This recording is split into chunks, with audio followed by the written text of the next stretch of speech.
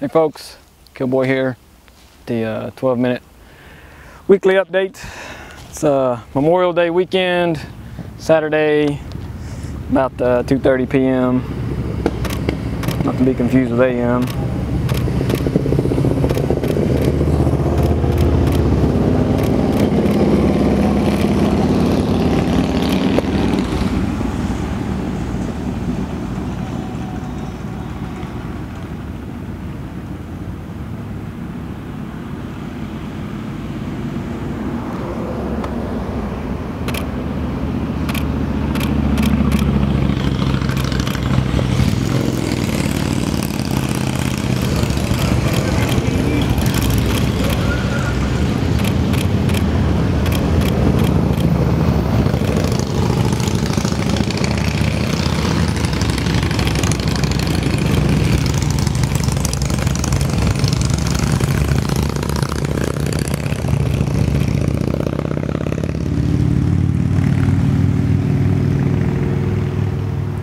So yeah, Memorial Day, you know, lots of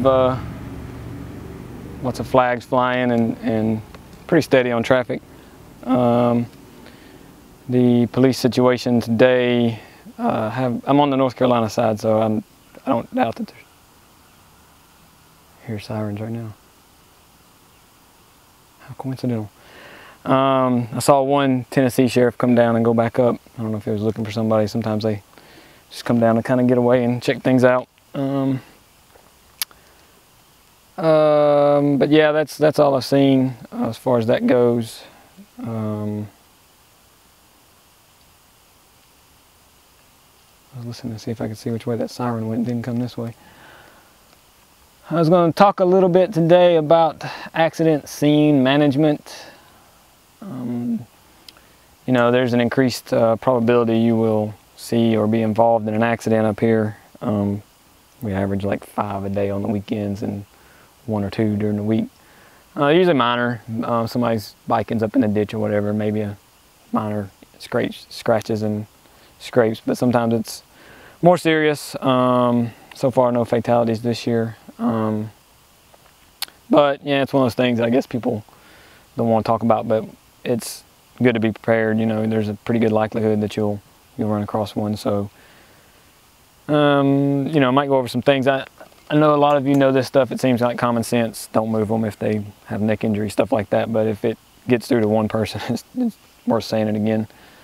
I guess the one thing to keep in mind when you're coming up on an accident is just please recognize the difference between helping, being helpful, and rubbernecking.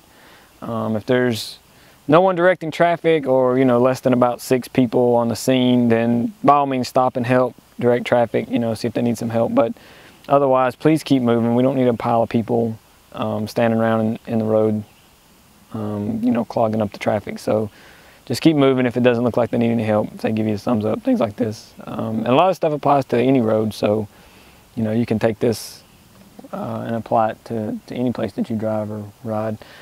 You know, step 1, stabilize the injured, obviously. Make sure they're okay. Do not move them if they seem like their neck or back hurts. I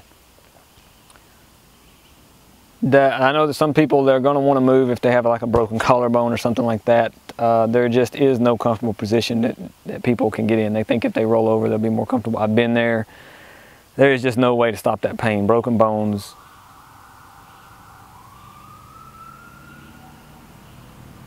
What we got going on here?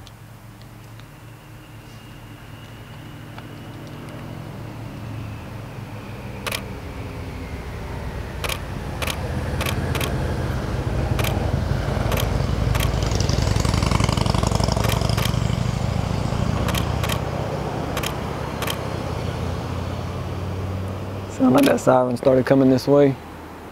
There's a lot of stuff going on down there. They've got a live band down at Deals Gap Resort, and there's free food at the tail of the Dragon Outlet, and free stickers, and there's free food at Wheelers and a swap meet. A lot of stuff going on around here this weekend. It's pretty cool.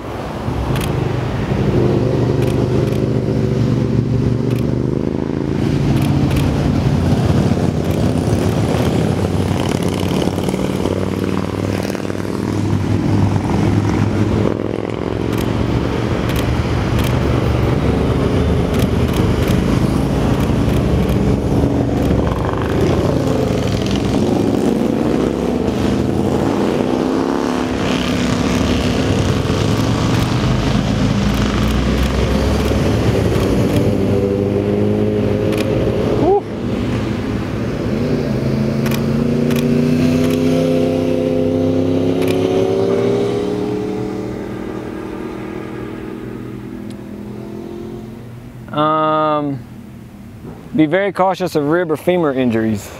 Femur is the big bone in your thigh.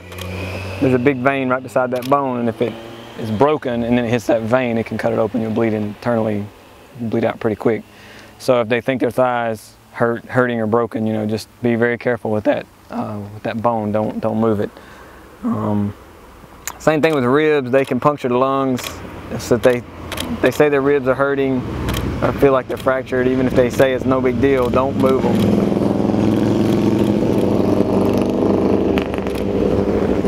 There's been several times where people after a wreck were up and walking around okay, and then they had a punctured lung, didn't know it, and they you know, suffocated. So, and help is like an hour away, solid hour. So if they already have a punctured lung, there's probably not a whole lot of hope for them, but you don't want to create the punctured lung from moving them around and letting them move around.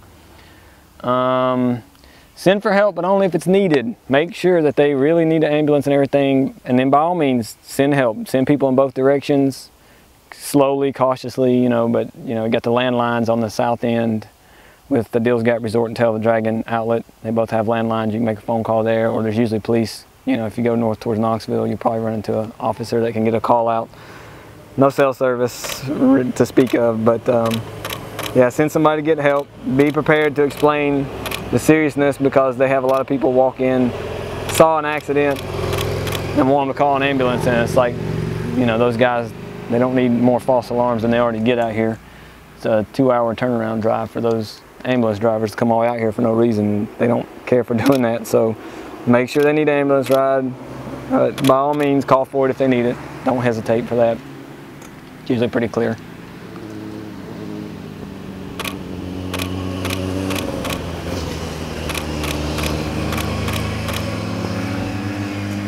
Step 2 is manage traffic.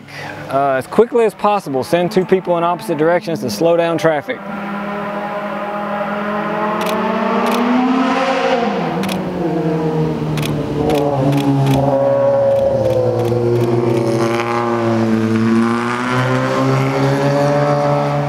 This is people on foot I'm talking about. Just walk out around the corner and slow people down as they approach the scene.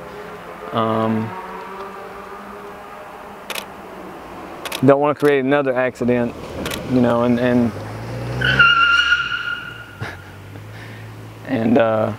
with everybody just standing there and you got somebody comes around the corner and there's another accident because there's a bike in the road or whatever.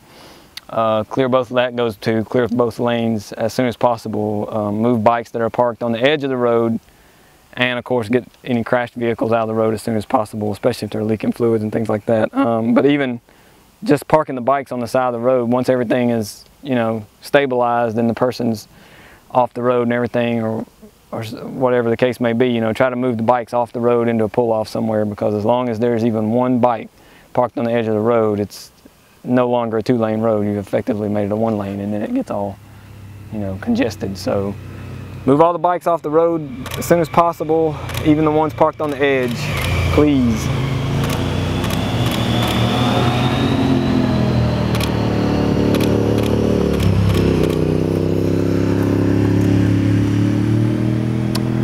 If there is a lane blocked, like, you know, the person can't be moved and he's in the road or what have you, have the 2 people direct traffic like they do at construction zones. You know, one side moves through it one at a time, stop the opposite direction, let one direction pass.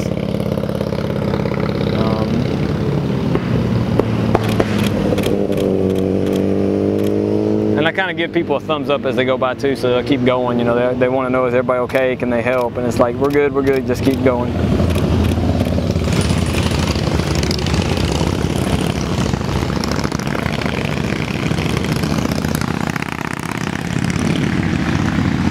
If the 2 people directing traffic can't see each other to, you know when to let traffic come from one direction and stop it from the other, put a 3rd person kind of in the middle as the conductor to tell each guy, you know, which way, or lady, which way to let people come through and which way to tell them to stop.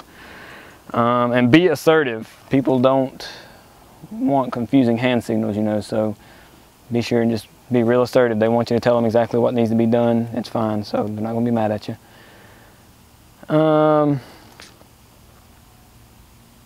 And yeah, I guess, you know, well, control your temper. I know sometimes tension gets a little high when it's your friend and somebody comes around the corner fast, and you know, you're directing traffic and they come around the corner kind of hot. So that's why you're there. Just understand not everybody knows there's a wreck there. So control how angry you get. Just understand that.